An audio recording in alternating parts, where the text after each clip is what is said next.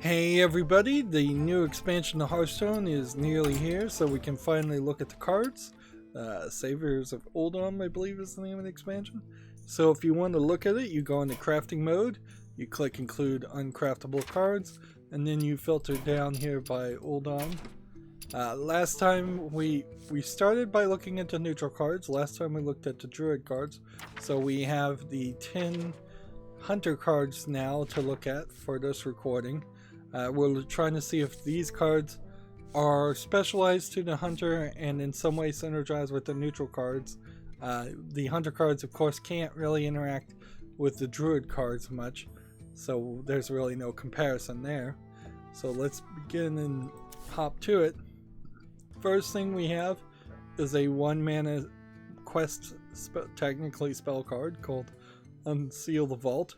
The quest is to summon 20 minions. The reward is Ramkashin's Roar. Now, again, we don't know what Ramkahin's Roar is.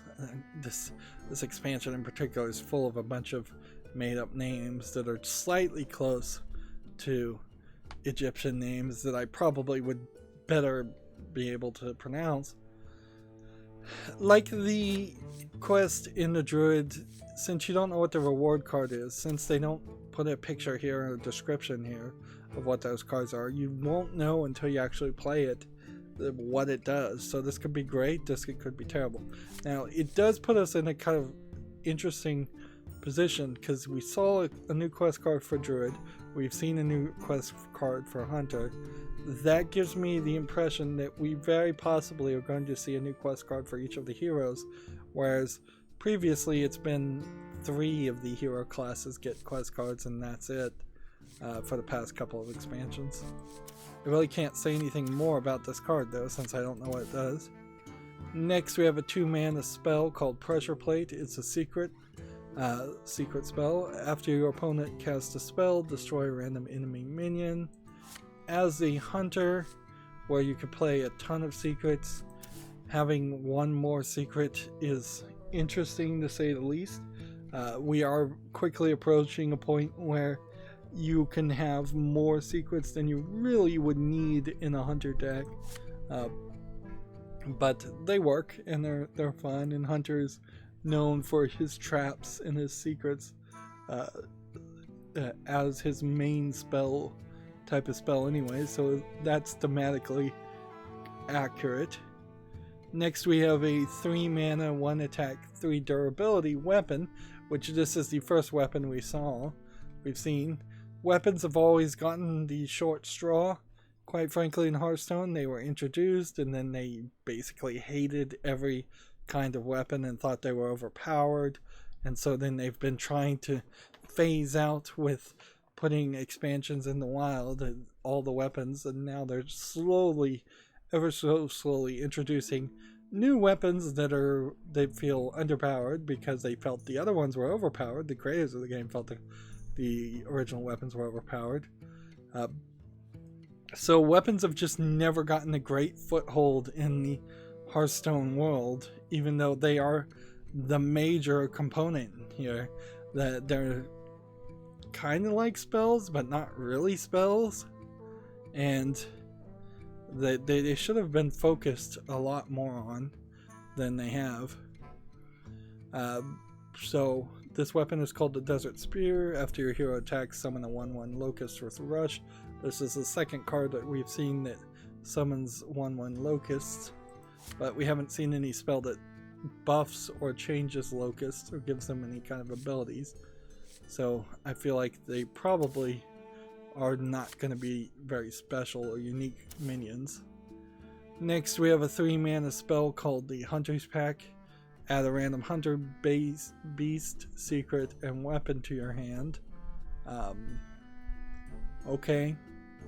There are some hunter decks where you specifically only have beasts in your deck. There are some secret decks where you specifically have very few beasts and have a lot of secrets, and I don't think too many people would succeed with all weapons all the time. Although there is a minion out there that will succeed very well if you have a ton of weapons. It's rarely played. This spell is not probably as helpful as you think, because I think more than likely you would probably only be playing 2 of these 3 strategies, and so you'd only get 2 of the 3 cards, and they'd just be random cards anyways. Well, no, I guess because it's adding random to your hands and not from your deck, you'd always get 1 beast, secret, and weapon, but they'd be random cards, so they're not useful because of that. Next we have a 3 mana, 4 attack, 3 health minion called the Ramkahan Wild Tamer. Let's see. Battle cry, copy a random beast in your hand. So then, does that mean you would have 2 of the same beast in your hand? I guess that's what that means. Either it means that, or it means that this card turns into the beast in your hand, which that would be super powerful. So if this battle cry turns a 3 mana card into potentially a 10 mana beast that has 10 attack and 10 health, which such things do exist and could be in your hand, that would be great. If this only gives you a second copy in your hand, that's still useful in some scenarios, but not as many. But that definitely is a card to keep an eye on. Next we have a 4 mana, 3 attack, 3 health beast minion called the Hyena Alpha, which, by the way, alpha dogs as a concept is scientifically flawed and there's no such thing. The scientists who thought they had discovered the idea of an alpha of a pack frankly did not do their research right and spent the rest of their career so far trying to undo their mistake, but it became so popular in people's minds that people have mostly not learned that actually no, there's no such thing as an alpha of a pack in at least dogs. And wolves. Yeah, I think it was wolves. Battle cry, if you control a secret, summon 2/2/2 hyenas. This would be a good card for a secret hunter deck. It's not giving you as much of a return as you would like, though, because you're spending 4 mana to get a 3/3 beast, and you would have had to spend some amount of mana to have a secret on the field.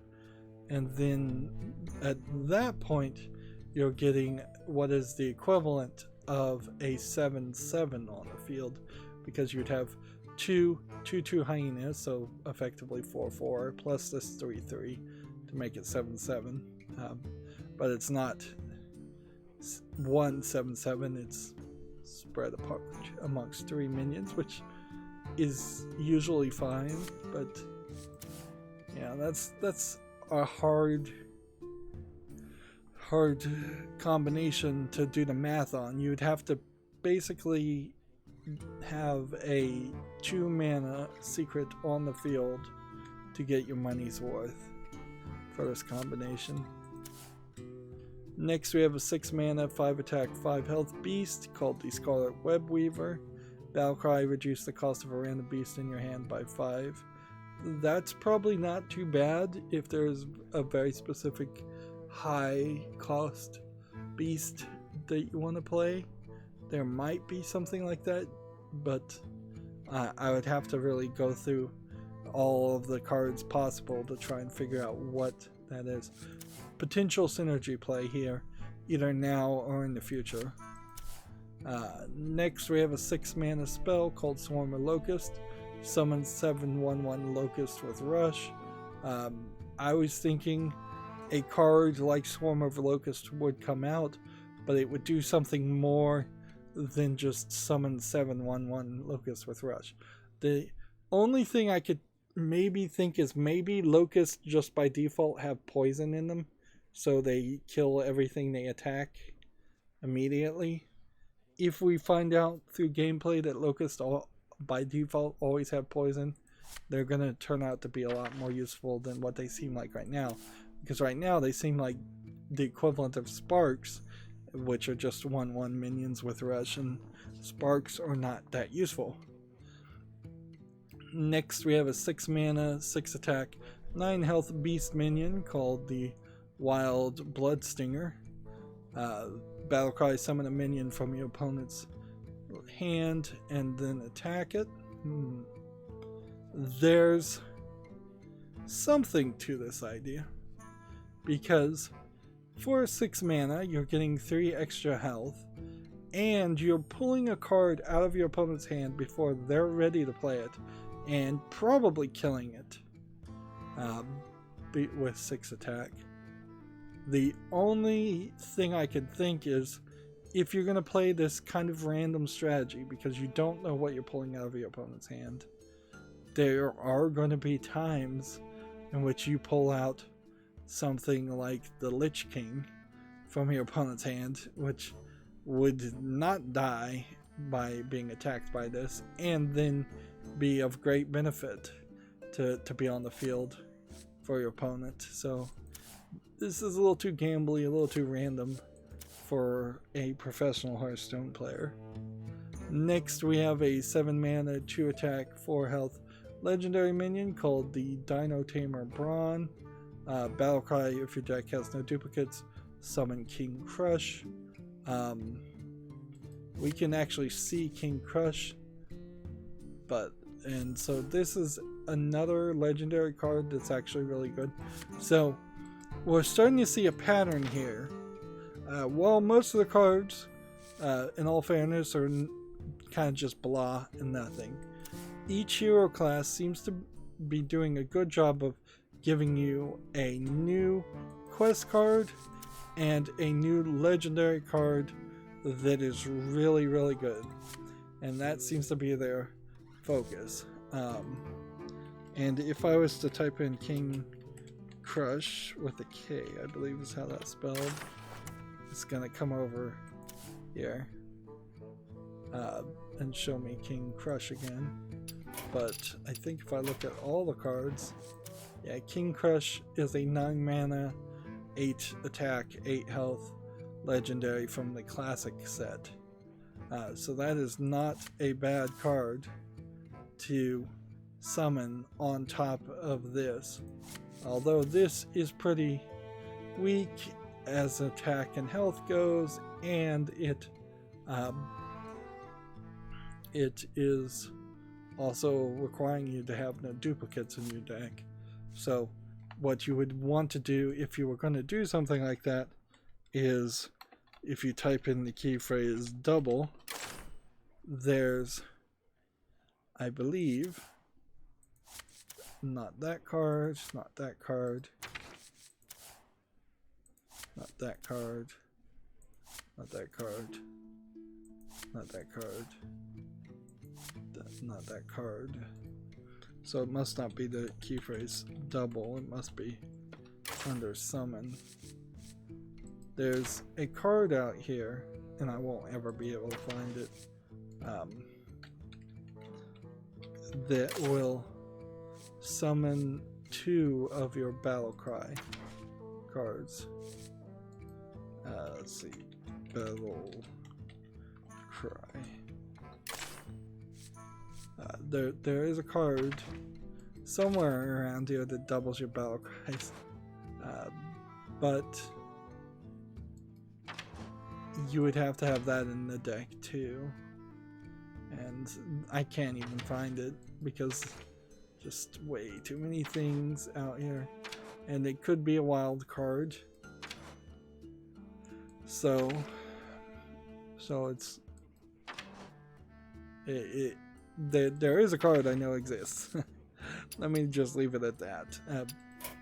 So yeah, if you can double Battlecry and get 2 King Crushes on the field, that would be more effective and better. But overall, the Hunter deck expansion is starting to show me the path for each of the hero expansions, in this new each hero class in this new expansion. Still generically looking at the neutral cards first and thinking through the synergies. There's question marks around the quest cards and not a lot of synergy, it seems, around most of the cards except for the legendary cards. It almost feels like it would have been smarter to just have the expansion of the of just new quest cards and new legendary cards come out and get rid of, and not bother to add any of the other cards. But they wouldn't do that because then people wouldn't buy enough packs and there wouldn't be enough microtransactions in the game. So here's the Delarian Heist, which is the solo adventure from this last expansion, and I just want to point out, yeah, I have not finished that and I probably won't get around to it, and I'm not 100% sure if there will be a single player expansion this time for the next expansion, Saviors of Uldum, but I bet there is. It seems like they were committed to adding single player expansions going forward, again, which is dividing their efforts up. I think it would have been perfectly fine if some expansions had very little cards and a major single player experience, which we've seen in the past, and then some expansions were all about new cards and just didn't have a single player experience at all. Anyways, that's going to be it for this recording. As always, I ask you to like, share, subscribe, comment, and watch every second of my videos. If you want a friend or follow me on any social media sites, there's a whole bunch of links down below in the description box. And if you want to support me even further, there's a link to Patreon, or you can friend me on Steam and gift me a game off my wishlist. Thank you for watching. Have a good evening.